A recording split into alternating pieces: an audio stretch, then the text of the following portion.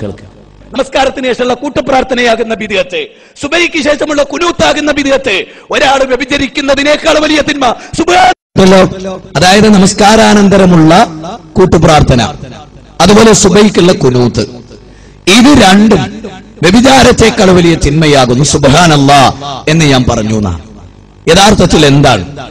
യഥാർത്ഥത്തിൽ അത് നിങ്ങൾക്കൊക്കെ മനസ്സിലാവും. ഞാൻ പറഞ്ഞ വാചകമല്ല പറഞ്ഞത്.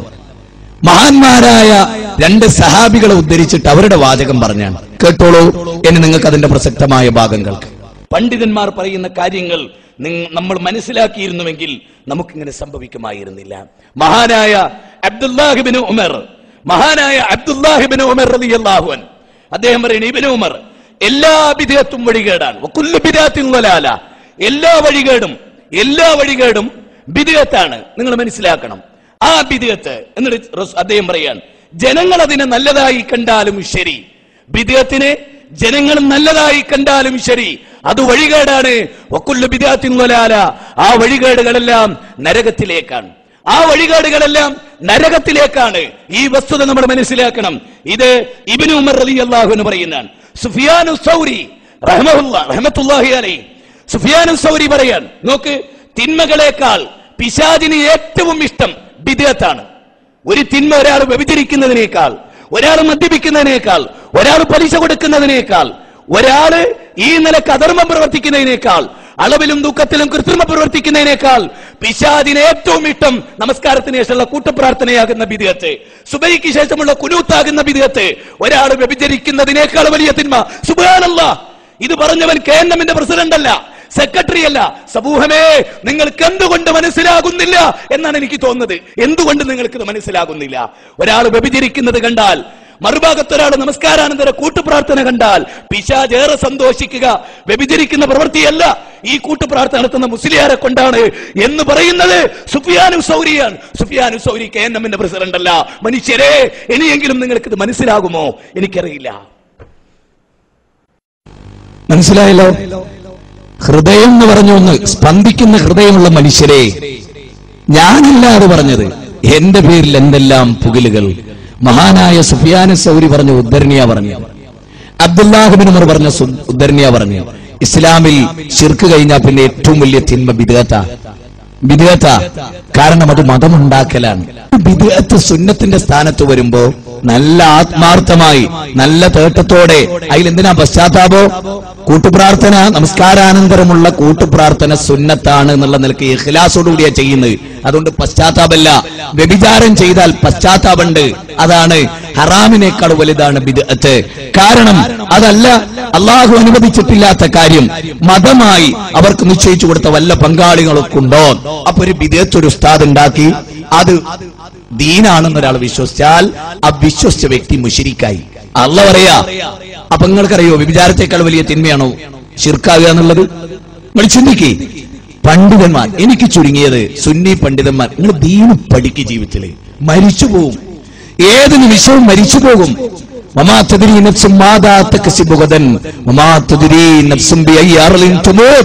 ഏത് ഭൂമിയിൽ വെച്ചാ നിങ്ങൾ മരിക്കുക, നാളെ എന്താ നിങ്ങൾക്ക് സംഭവിക്കുക, അതൊന്നും നിങ്ങൾക്ക് പറയാനാവില്ല. അപ്പൊ നിങ്ങൾ നോക്ക്, ബിദ്അത്ത് വ്യഭിചാരത്തെക്കാൾ സുഫിയാനു സൗരിയുടെയും അബ്ദുല്ലാഹിബ്നു ഉമറിന്റെയും ഉദ്ധരണിയാണ് ഞാൻ പറഞ്ഞത്. അങ്ങനെ ഒരു ഉദ്ധരണി ഇല്ല എന്നല്ലേ മുസ്ലിയാക്കന്മാര് പറയേണ്ടത്? അല്ലെ? അങ്ങനെ ഒരു വാദമില്ല ഇസ്ലാമിന്. ബിദ്അത്ത് വ്യഭിചാരത്തെക്കാൾ താഴെയാകുന്നു, പലിശയേക്കാൾ താഴെയാകുന്നു എന്നല്ലേ പറയേണ്ടത്? പക്ഷെ അതൊന്നും പറയലല്ല അവരുടെ ഉദ്ദേശം. ആളുകളെ തെറ്റിദ്ധരിപ്പിക്കലാകുന്നു എന്ന് നമ്മളെല്ലാവരും ഈ വിഷയത്തിൽ മനസ്സിലാക്കേണ്ടിയിരിക്കുന്നു എന്നാണ് എനിക്ക് നിങ്ങളോട് ഈ കാര്യത്തിൽ സൂചിപ്പിക്കുക. സഹോദരങ്ങളെ, കണ്ടല്ലോ, അതാണ് അതിന്റെ പൂർണ്ണമായ ഒരു രൂപം. ഇനി ഇത് മുജാഹിദുകൾ പറഞ്ഞപ്പോ പേരോട് പറഞ്ഞ എന്താണ്? വ്യഭിചാരത്തെക്കാൾ വലിയ തിന്മ, കള്ളുകുടിക്കുന്നതിനേക്കാൾ വലിയ തിന്മ, പലിശ കൊടുക്കുന്നതിനേക്കാൾ വലിയ തിന്മ ബിദ്അത്താണ് എന്ന് ഞാൻ പറഞ്ഞു എന്ന് പറഞ്ഞ് എനിക്കെതിരെ ജനങ്ങളെ തിരിച്ചുവിടാനാണ് ശ്രമിച്ചത്.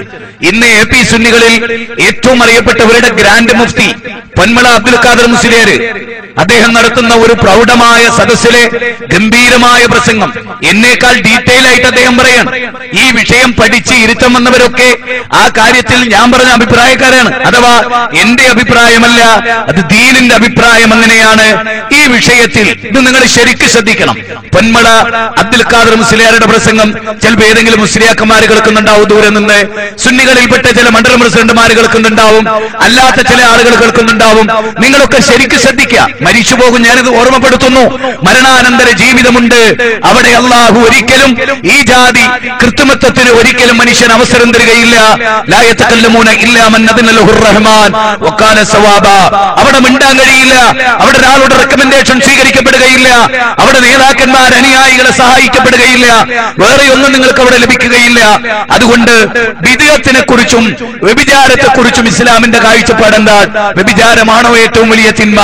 അല്ല, ബിദ്അത്താണോ? പിന്നെ നമുക്കിടയിലുള്ള വിഷയം എന്താ? നമസ്കാരാനന്തരമുള്ള കൂട്ടുപ്രാർത്ഥന ബിദ്അത്താണോ അല്ലേ എന്നതേ നമുക്ക് അഭിപ്രായ ഭിന്നതയുള്ളൂ. ബിദ്അത്തിനെ കുറിച്ച് നമ്മുടെ കാഴ്ചപ്പാട് എന്താണ്? അതാണ് ഞാൻ വിശദീകരിച്ചത്. ആ കാര്യമാണ് നമുക്ക് പഠിക്കേണ്ടത്. അതിനെക്കുറിച്ച് മുജാഹിദ് ബാലുശ്ശേരി പറഞ്ഞപ്പോ വലിയ പുകിലുണ്ടായി, എല്ലായിടത്തും ക്ലിപ്പിംഗ് ഇട്ടു, ആളുകളെ തെറ്റിദ്ധരിപ്പിച്ചു.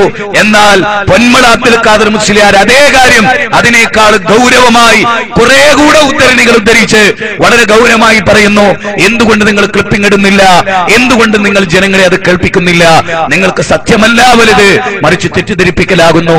ഇനി പൊന്മള ഉസ്താദ് പറയുന്നു, നിങ്ങൾ കേട്ടോളൂ. എന്താണ് ബിദ്അത്ത് എന്ന് പറഞ്ഞാൽ? ഹിയ മാ സീദ അലാ മാ ശുരിഅ, ശറഇൽ ഉള്ളതിനേക്കാൾ കൂട്ടിയത്, ഔ നുഖ്സ, അല്ലെങ്കിൽ ശറഇൽ ഉള്ളതിൽ ചുരുക്കിയത്, ഔ നുഖ്സ. എപ്പോഴാണ് ഈ ചുരുക്കലും അല്ലെങ്കിൽ ഏറ്റവുമൊക്കെ നടന്നിട്ടുള്ളത്?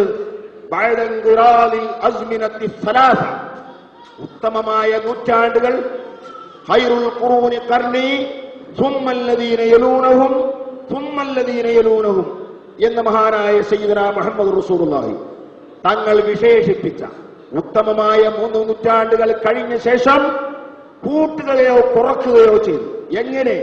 മിൻ ഗൈരി ദലീലിൻ ശർഈ, ശർഈയായ ഒരു രേഖയുടെയും പിൻബലം കൂടാതെ കൂട്ടാനും കുറക്കാനും രംഗത്ത് വന്ന ആ കക്ഷികളാണ് ബിദ്അത്തിന്റെ ആളുകൾ എന്ന് പറയുന്നത്. എന്താ റസൂലുള്ളാഹി നിങ്ങൾ ആയിഷ ബീവിയോട് പറഞ്ഞത്? ആയിഷ, ഇന്നല്ലദീന ഫറഖൂ ദീനഹും വകാനൂ ശിഅൻ എന്ന് ഖുർആൻ വിശേഷിപ്പിച്ച കൂട്ടരില്ലേ, അവരാരാണ്? ഹും അസ്ഹാബുൽ ബിദ്അഇ വൽ അഹ്വാ, പുതിയ പ്രസ്ഥാനത്തിന്റെ തോന്നിവാസത്തിന്റെ ആളുകളാണ്. അവരുടെ തോന്നൽ പ്രകാരം അവർ പറയുന്നു. അവർക്ക് രേഖയുടെ പിൻബലമില്ല, തെളിവിന്റെ പിൻബലമില്ല. അവർ ആഗ്രഹിച്ചതും അവർ ഉദ്ദേശിച്ചതും അവർക്ക് തോന്നിയതും പറയാൻ അവർക്ക് പ്രയാസമില്ല, നിസ്സങ്കോചവും പറഞ്ഞുകൊണ്ടിരിക്കും. അവരാണ് ബിദ്അഈ കക്ഷികൾ.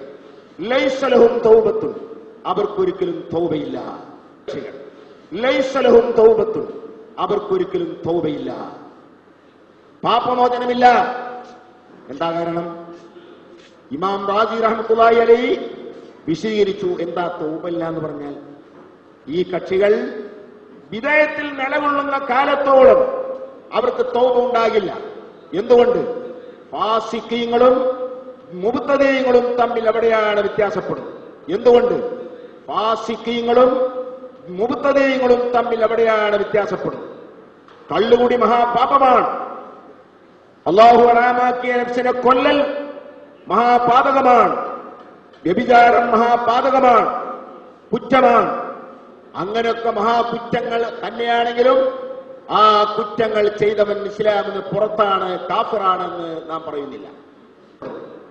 കള്ളുകുടി മഹാപാപമാണ്. അല്ലാഹു ഹറാമാക്കിയ നഫ്സിനെ കൊല്ലൽ മഹാപാതകമാണ്. വ്യഭിചാരം മഹാപാതകമാണ്, കുറ്റമാണ്. അങ്ങനെയൊക്കെ മഹാകുറ്റങ്ങൾ തന്നെയാണെങ്കിലും ആ കുറ്റങ്ങൾ ചെയ്തവൻ ഇസ്ലാമിന് പുറത്താണ്, കാഫിറാണെന്ന് നാം പറയുന്നില്ല. അഹ്ലുസ് സുന്നയുടെ വിശ്വാസം അതാണ്. അവരുടെ ഈമാൻ വളരെ ലൈഫാണ്. ശക്തിയുള്ള മുഅ്മിൻ ഒരിക്കലും അത് ചെയ്യില്ല. പക്ഷേ ഇത് ചെയ്തൊരൊറ്റ കാരണം കൊണ്ട് ഇസ്ലാമിന് പുറത്താണെന്ന് അഹ്ലുസ് സുന്നത്തുൽ വൽ ജമാഅ പറയുന്നില്ല. ഏതെങ്കിലും ആവട്ടെ, അഹ്ലുസ് സുന്നയുടെ വിശ്വാസപ്രകാരം അവർ ഇസ്ലാമിന് പുറത്തല്ല. അതുകൊണ്ട് തന്നെ അവരുടെ മനസ്സിൽ പാപമുക്തി നേടാനുള്ള നല്ല മനസ്സൊരു സമയത്ത് വന്നെന്ന് വരാം. കാരണം അവർക്കറിയാം ഞാൻ ചെയ്തത് കുറ്റമാണ്, ഇത് തെറ്റാണ്, പാപമാണ്, അള്ളാഹു പുറത്തു വരുമോ അവർക്കറിയാം.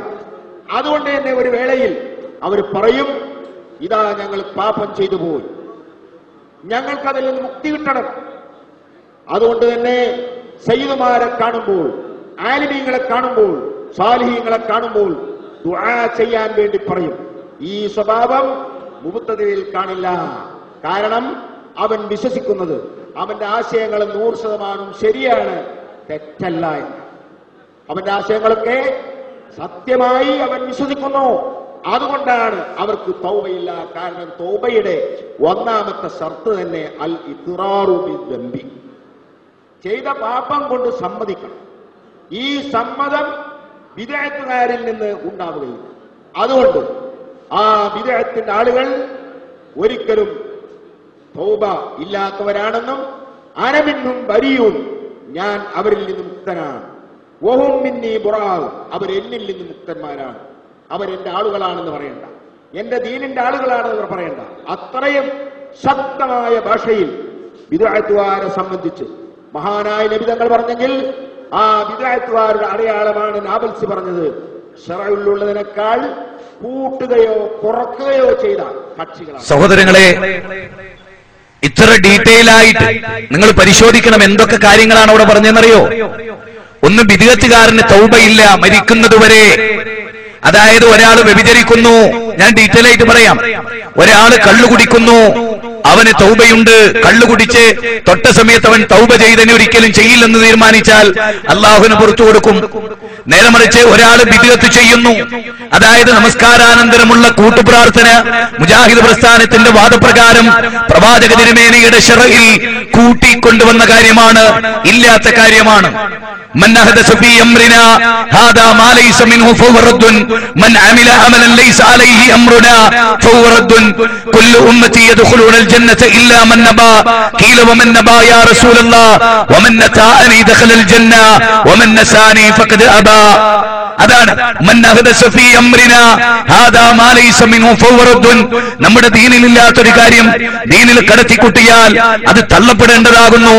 മൻ അമില അമലൻ ലൈസ അലൈഹി അംറുനാ ഫഹുവ റദ്ദുൻ. നമ്മൾ പ്രവർത്തിക്കാത്ത ഒരു പ്രവൃത്തി ഒരാൾ കൊണ്ടുവന്നാൽ ആ പ്രവൃത്തി ബിദ്അത്താണ്.